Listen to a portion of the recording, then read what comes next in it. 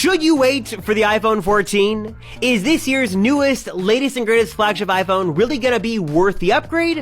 What crazy new features will it have, won't it have, and could this be the biggest iPhone upgrade we have ever seen? Let's see if the iPhone 14 is really worth it for you, and whether it's gonna be a really great upgrade, or if Apple just really made a very big mistake.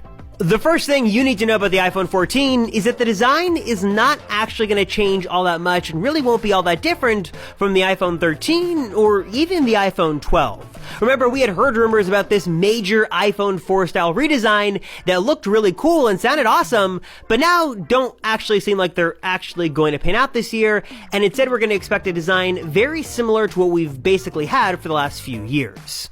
Though we are expecting some new colors to come to the regular iPhone 14 and iPhone 14 Max, and of course some new flagship colors on the 14 Pro and Pro Max, maybe a purple this year? The other obvious design change here is right in front of you with the notch. Now, if you have hated the notch, you have hated this big blob on your screen, I've got some good news because there will not be a notch on the iPhone 14 Pro or the iPhone 14 Pro Max. These phones are going to debut the all-new double hole punch system that basically gives you the full capability of Face ID. It's going to work the same way, it's going to be just as secure, but it will not take up nearly as much space as that big black rectangular notch has for the last 5 years. And while this sounds great and looks really good in the renders, in real life, the change might not actually be all that drastic. We've started to see some parts of the iPhone 14 series leak out, and you can sort of see side by side that the change between the notch and the double hole punch is noticeable, but you might not actually get all that much screen real estate back. So maybe Apple will do something fun with that extra screen real estate. Maybe you'll get more info at the top of your shiny new iPhone.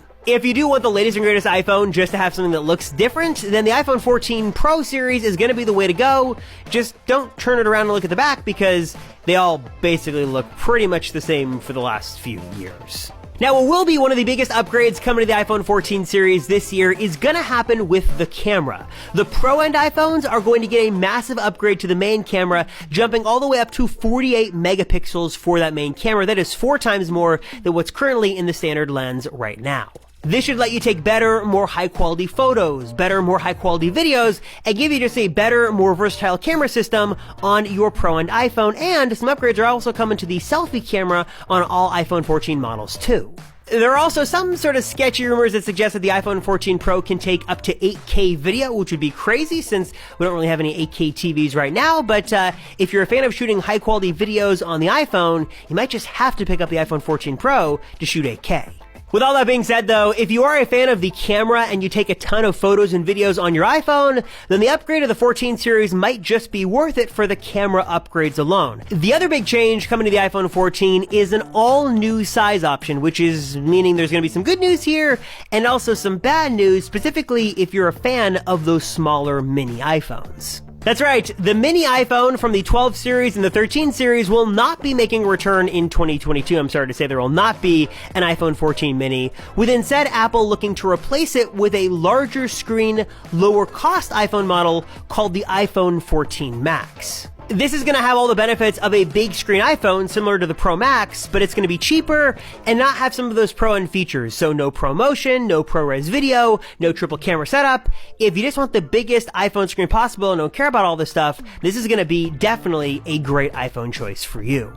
Of course, there are some other small changes coming to the iPhone 14 series, like with the processor and with the battery size and battery life and performance and stuff like that, but really, those are all going to be generally the same as to what they've been since the iPhone 13. But of course, Apple has always been known for throwing a surprise or curveball to us every now and then, and who knows, maybe Tim Cook could get on stage, he could say, we've got one more thing, and the folding iPhone is launched and totally changes everything.